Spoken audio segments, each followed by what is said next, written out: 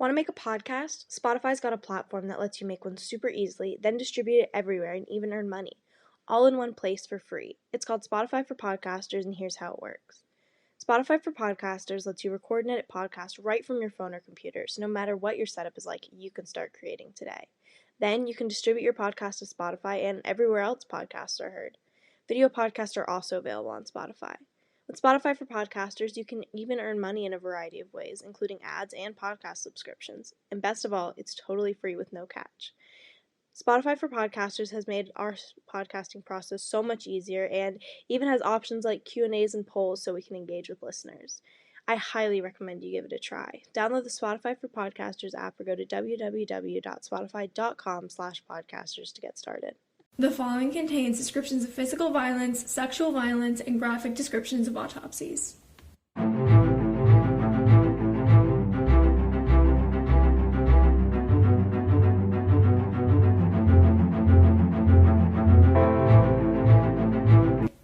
Hi listeners, welcome back to another episode of TGIC Podcast.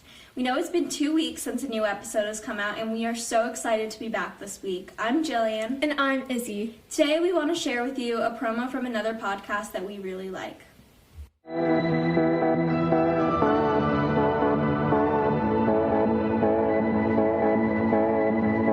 Hello everyone, I'm Saloni, and these are my friends, Hannah and Vasilis. Hello.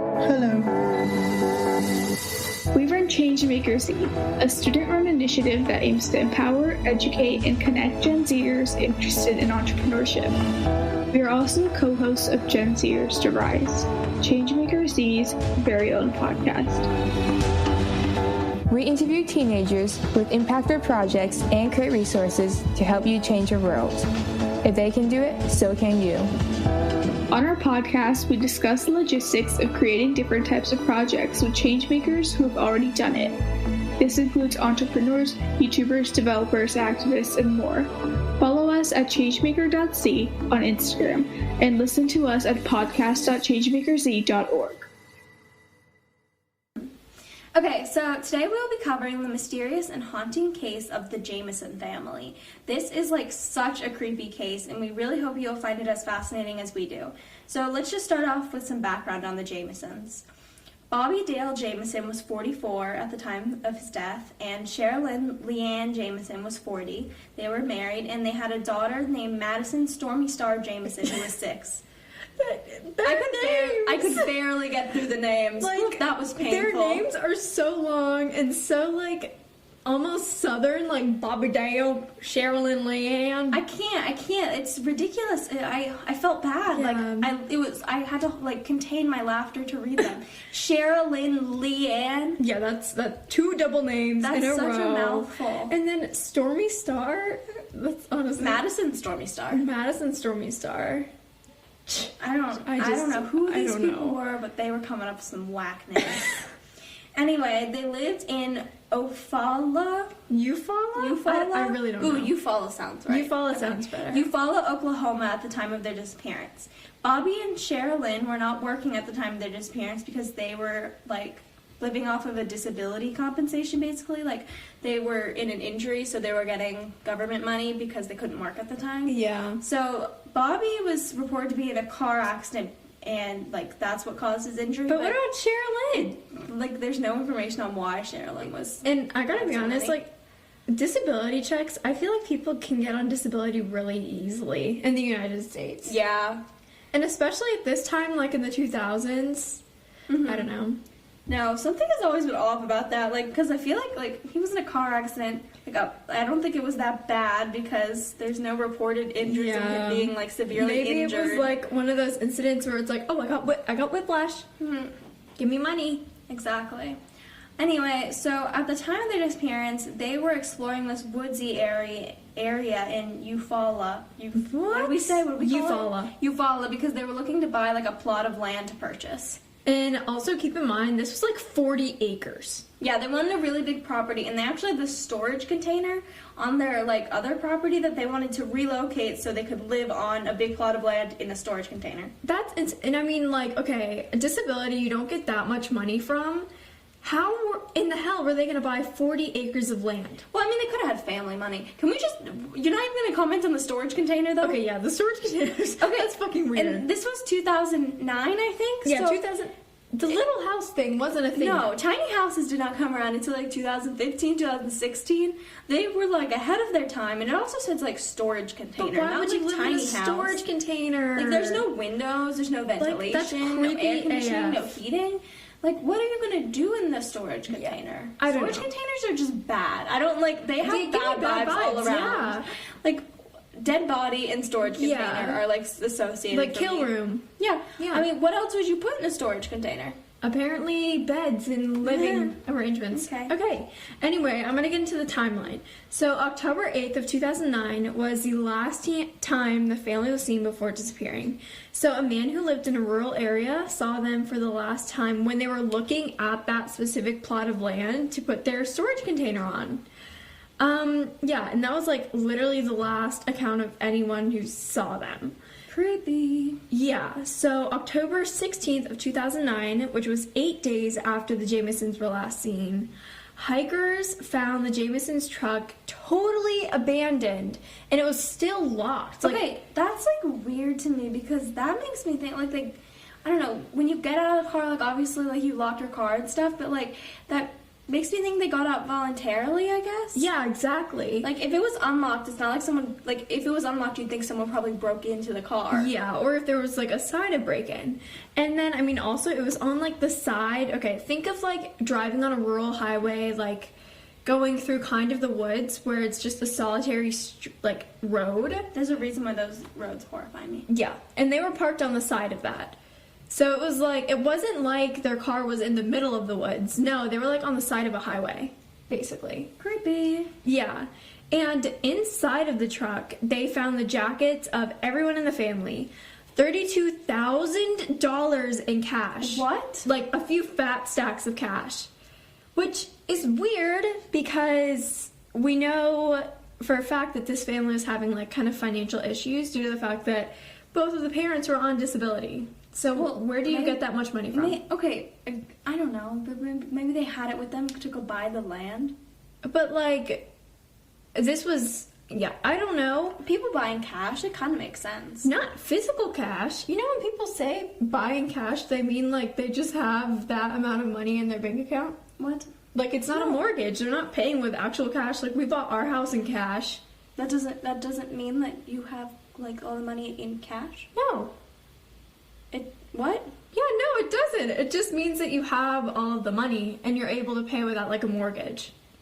I thought you... Did you not know that? I thought you physically had cash. No, like if you're paying for a house that's like $300,000, you're not gonna show up with like a wheelbarrow full of cash. Well, I mean, okay. My bad. But yeah, I mean that's totally a possibility though. They could have been paying for that plot of land in cash. But at the same time, like, I don't know, that's just like a kind of an odd way to do it. I don't know. But they also found Bobby's cell phone, a navigation device, which I don't know what the fuck a navigation device is. Like a GPS. Like a physical GPS? Like the... Yes, it was 2009. True. Maps on phones were not But quite it as wasn't big a as thing. they were now. But the fact that you're questioning a navigation device. I know. But just like, okay, keep in mind they had a navigation device and they didn't bring it with them. Okay, just think about that. But then they also found an 11-page letter, which we're going to talk about more later. That's weird.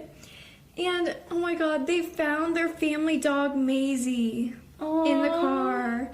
And she was alive, but she was, like, extremely malnourished and was literally, like, on the brink of death because she'd been in that car for literally 8 days. But they saved her. But they saved her. And Poor I don't know dog. what happened to Maisie after that, but... Wasn't Maisie the name of that dog? Did you ever watch Marmaduke?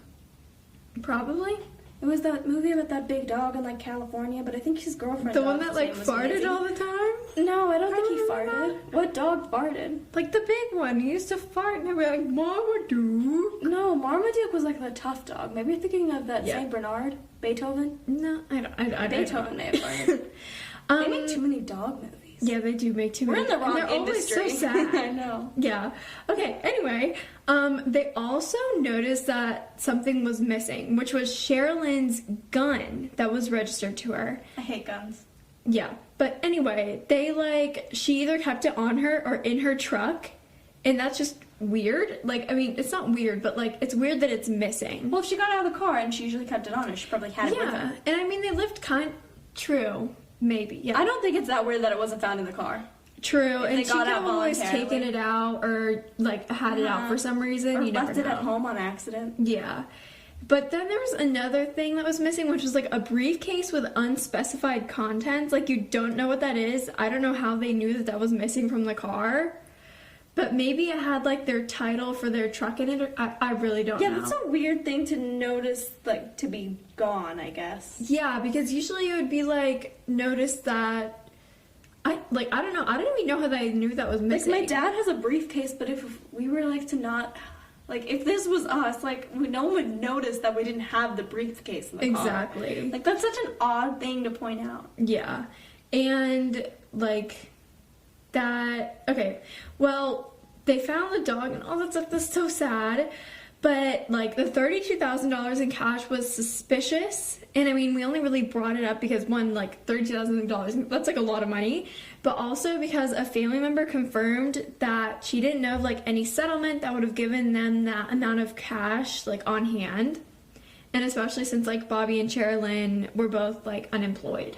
Okay, as suspicious as it is, like...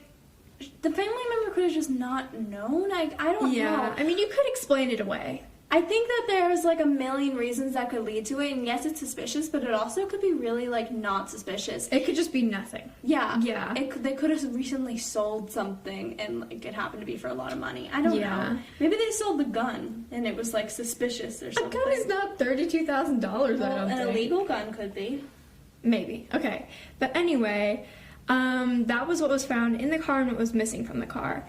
And, like, miles away, they found, like, a bunch of footprints. I don't know how they found this. And, like, especially since the fact that there were hikers there, but they found footprints that were assumed to be those of the Jamison family because of, like, the sizes of the shoes. I'm sorry, that's some dumbass reasoning. It's such It bad literally reasoning. could be some other family. It could be some, because it was, like, they literally said it was a men's size, women's size, and child size. But it could have been some other family. And I mean, there were people hiking up there, so you know that it's like a congested hiking spot. It's not like they just found it. Like, yeah, I don't know. I always question, like, the weird facts like that because it's just like, how would you connect that? Yeah, especially if you couldn't find where they were until I, like, matched the shoe. Yeah, I don't know. Like, then you're just guessing. Yeah.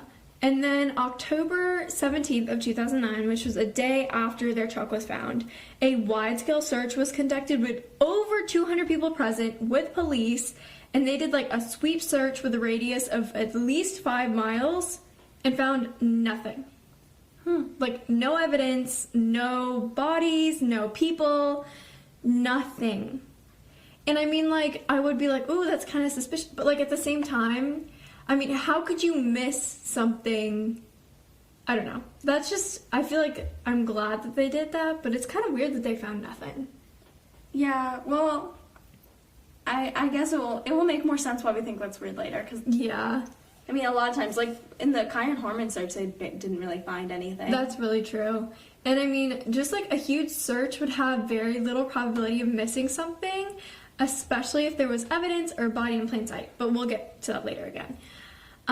Now we go forward literally 4 years on the... Is that 4 years? Yeah, like okay. Almost to the day. Almost to the day. October 16th of 2013, the remains of 2 adults and 1 child are found by hunters.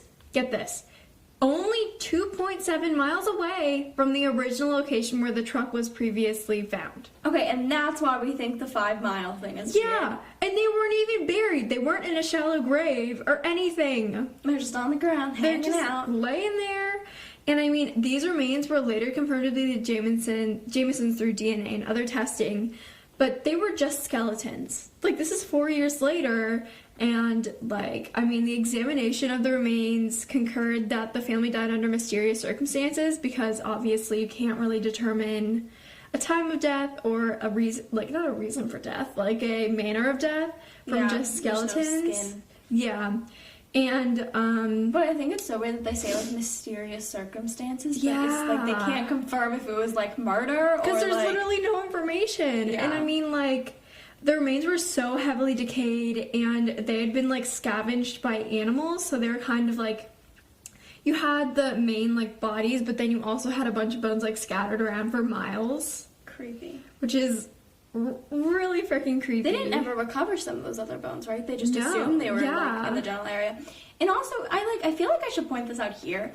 Like, I think that if they found just the skeletons in an area that was previously searched, I don't think animals could have moved that. Yeah. I think that's, like... No. Even those, like, really big vultures, I don't think they can carry, like, whole skeletons. And, like... Think about this. They don't have, like, the thought process to pick up and carry all 3 of them. Exactly. And keep in mind, they were all, like, kind of together. Like, or, like, their skeletons themselves were together, like they had been laid there and left. Yeah, it's not like a vulture has, like, a brain the size of a peanut. Yeah, and they would, like, rip off parts. They wouldn't, like... They didn't decide to take them, like, return them back to where they found them. Yeah, and I mean, a time of death or, like, a date of death have never been released or proven. So, I mean, there's no way to tell how long they've been in the forest. But, or like, how long they hung out with the vultures. Yeah, or like, it's so weird. I mean, if they had been there the day that, like, the widespread search happened, how would they miss 3 bodies 2.7 miles away from the truck just laying on the ground? There's no way that they were there before. There's no way. It doesn't make sense. Yeah. And I mean, they also had, like, clothes or remnants of clothing on, so that was another, like, identifier. And in terms of the investigation, it's, like, really brief. I mean, they literally have no evidence of anything. So the only thing recovered is, okay, this is really creepy, but security footage from the Jamison home was recovered from October 7th. Okay, before we even talk about what was on the security footage, I was trying to say this to Izzy, and I don't know if she felt the same way as I did, but I thought it was super strange that they even had security footage in 2009. No, I think that's weird. Because I was, like, at the time we were researching, I wasn't thinking too much on it. Like, a lot of people have, like, cameras on their doorbells now. Like, I have a camera on my doorbell, but that was not really a thing until, like, 2014, 2015. Yeah. Like, that's around the time I got one. That's around the time I heard people starting to get them. Like, having one in 2009 seems, like, weird to me. It seems like they were almost watching for something. Exactly. And, like, a security camera.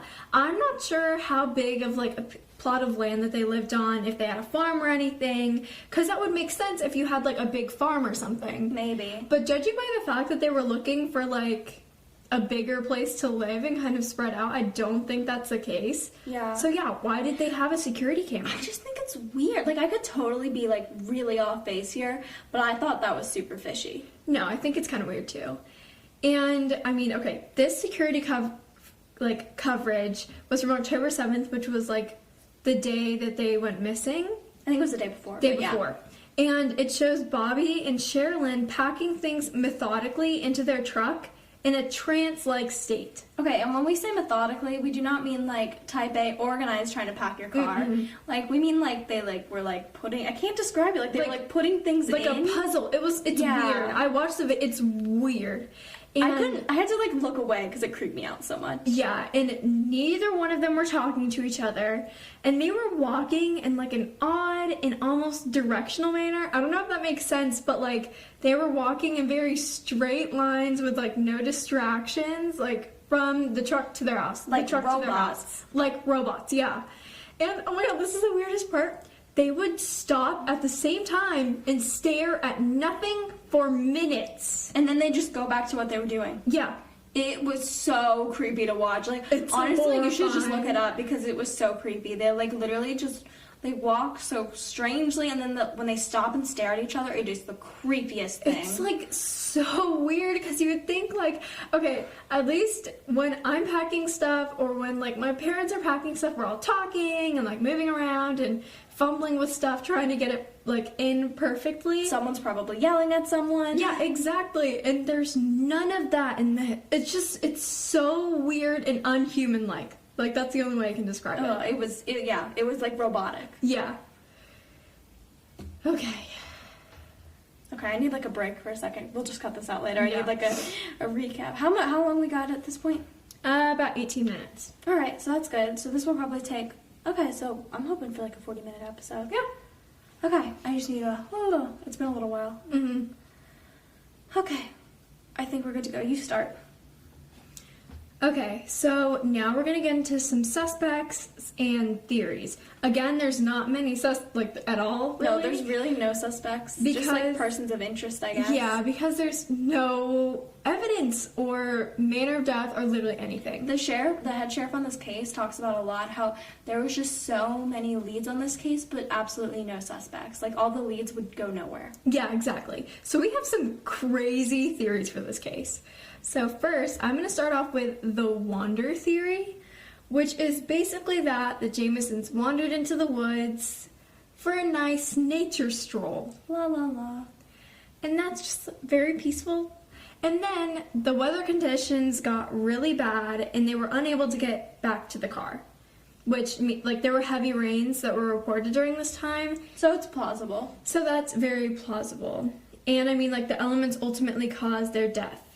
However, this theory is super unlikely and honestly not probable whatsoever in my opinion, because why would they leave the dog in their car if they were going for a walk? Literally, if my parents and I went into the woods with our dog, we were probably going there to take the dog on a walk. Yeah. And then also, why just pull off on the side of the road and walk from there? Why not go to a hiking trail? Yeah, I don't know, that's weird. Yeah, I don't know. And then also, why did they leave all of their belongings in the car? This includes the dog, but also their phones, their GPS, and their jackets, and all that stuff. Maybe they're just really dumb and were not prepared to get lost. Yeah, maybe. And why did no one find their remains earlier? During the massive search of a 5-mile radius, how could they not have found their remains if they were literally laying on top of the ground? Yeah, exactly. If the elements had caused their deaths, they would have not, no one would have moved them or anything. And like we said earlier, vultures cannot just pick up and move 3 bodies and put them in the same place. It would have to be 10 vultures. And it couldn't even be vultures. Their brains are tiny. It would have to be something really smart, like a lion. Oh, we need to take each individual person and then lay them down next to each other. Oh, I really hope we do more vulture cases because you have such a nice vulture voice. Oh my god, thanks. Okay. Anyway, and where are their missing belongings? Where is the gun? Which was not found on any of them. Where was that briefcase thing?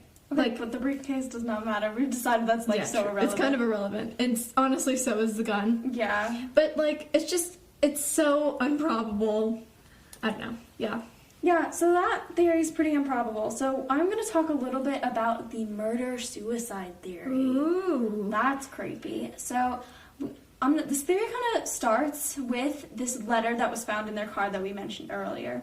It was an 11-page letter from Sherilyn to Bobby, which is long. Every time I hear that many page letter, you know that episode in Friends where... Yes! Is it Ross or Rachel that writes the letter? It's Rachel. Yeah, she writes the letter, 18 pages front and back. Yeah, I remember that. I thought about that when we were doing this. It's all I can associate it with. Anyway, so this was an 11-page letter from Sherilyn to Bobby, and it's described as a hate letter. And she expresses all this anger about Bobby, but the worst thing in there, this is actually really funny. I hate to make fun of other people's marital issues, but this hate letter, it was all about how he was a hermit, and she was like, dude, I'm not gonna be married to a hermit, you suck. An 11-page letter about how he's a hermit. What do you mean is a hermit?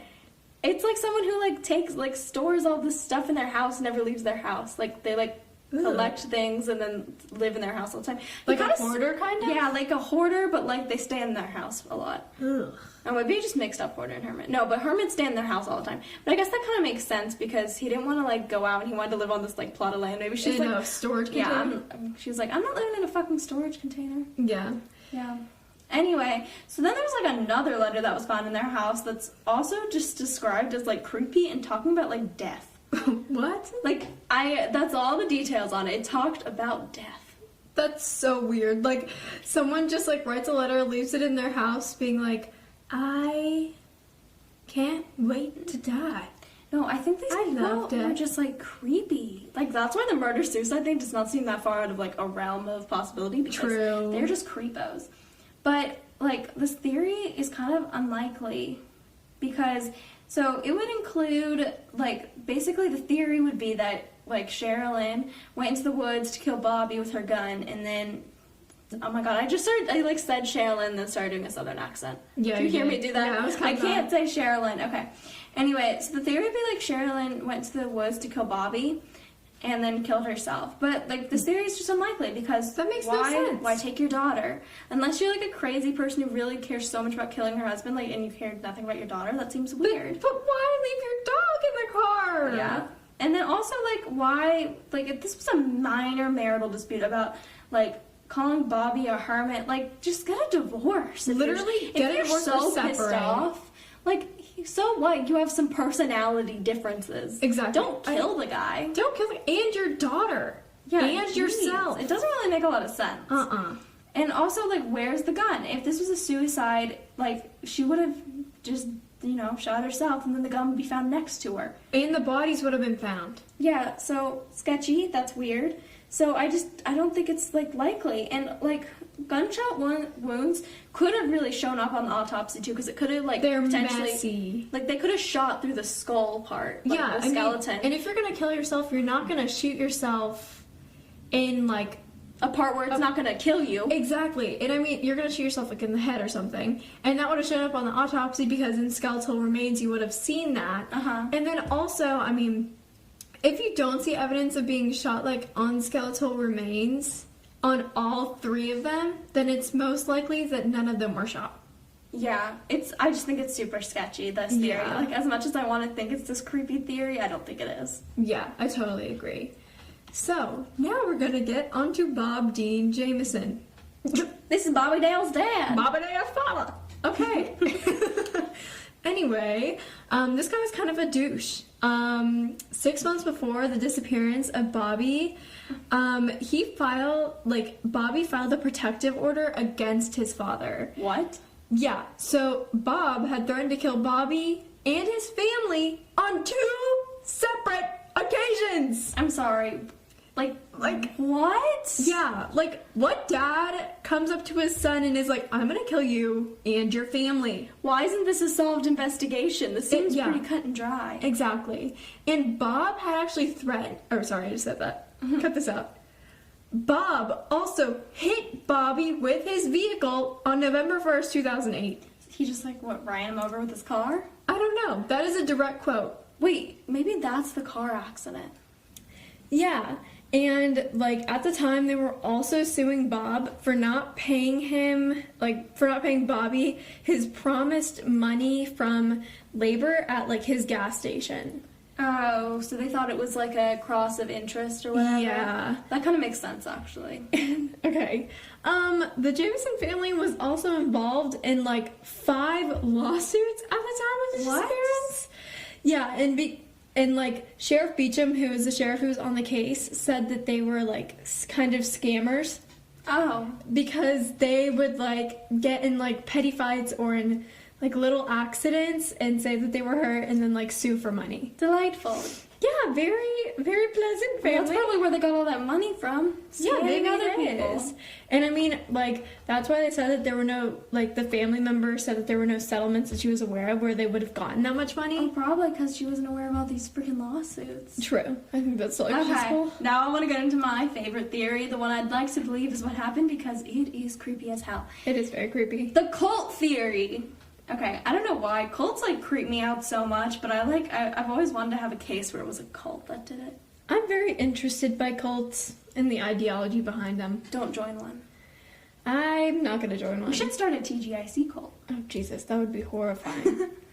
Okay, so this cult theory starts with this white supremacy cult group that was, like, reportedly located in eastern Oklahoma. Like, they relocated at some point, like... what? In, like, I don't know, like, the 70s or 80s. What are they putting, like, this white there? supremacy ad in the thing? They're like, wanna join a cult?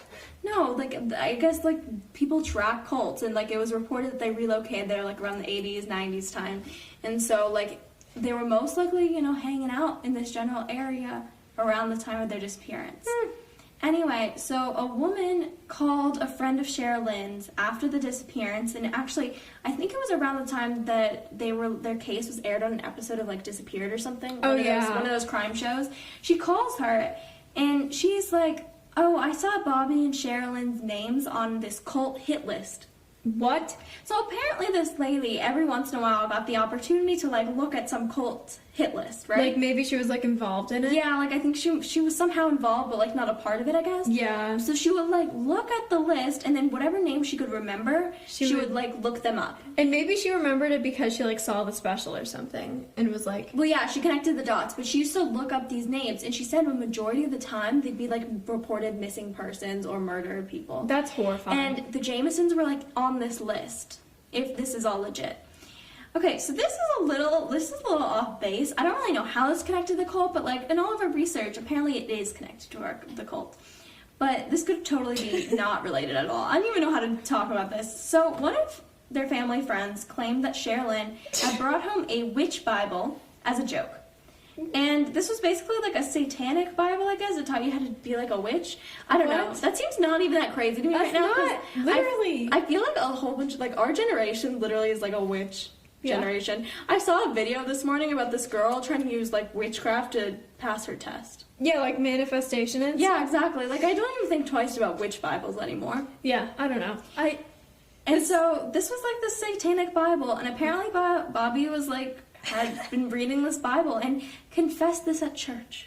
He confessed that he was reading the satanic Bible. I'm so sorry, man. I read a book my wife brought home. It was probably witches. like a joke book. It probably wasn't even like a real witch Bible. No, yeah. Anyway, it sparked this whole rumor that they were involved in witchcraft, which I guess kind of tied them to the cult theory. Like, maybe they pissed off the cult because they were witches. I don't know. I just, like, and this makes me think, why the hell would they be on a cult hit list that's a white supremacy cult? Well, okay, here's what I think. I don't think it had anything to do with the witch thing. I think it may have to do with, like, you know how they scam people all the time? Yeah. What if they scammed the wrong person who was connected to a cult? I think that's totally possible. I think that's what makes the most sense. Yeah. And, okay, so in addition to this whole cult thing and, like, witch thing, I don't even know, Sherilyn's mother claimed that one time her daughter just acting very strange. And she said that she drove her all the way to Oklahoma City and then stopped on the side of the road and just told her to get the fuck out of her car. That's so weird. And I just, like, what? And apparently it's happened, like, months before her disappearance. But all this weird behavior just makes me feel like it's somehow connected to, like, the security footage where they were acting all trancy, like. I don't know. Like, all of it seems really, like, weirdly connected. If it was a satanic cult, why would they just leave their bodies there? Wouldn't they, like, do something crazy with them? Well, no, because like, carve something into them, or, you know what I mean? Not necessarily if they're on a hit list. They could have killed them and kept their body somewhere for a while and then put them back. But how would they have even gotten them into the woods? I don't know. Maybe they were lured there, or, like, I don't know. They're culty. They're cults. I can't explain what a cult does. I think this theory makes the most sense because you can't explain anything about a cult. True. But, I mean, you can't really explain anything about this whole entire case. That's true. But I'd like to think it was a cult because that's really creepy and that's, like, I don't know. Like, if it's a satisfying end to a creepy case. Yeah, I guess but it's not really satisfying at the same time. I guess. Because you don't know this cult. You don't know if that lady was just full of shit and she was like, oh my god, hello. You don't know if she was, like, calling from, like, a garbage can behind a Wendy's. Oh, I kind of hope she was. That would be so funny. But you know what I mean? Like, there's just so many possibilities. It's weird.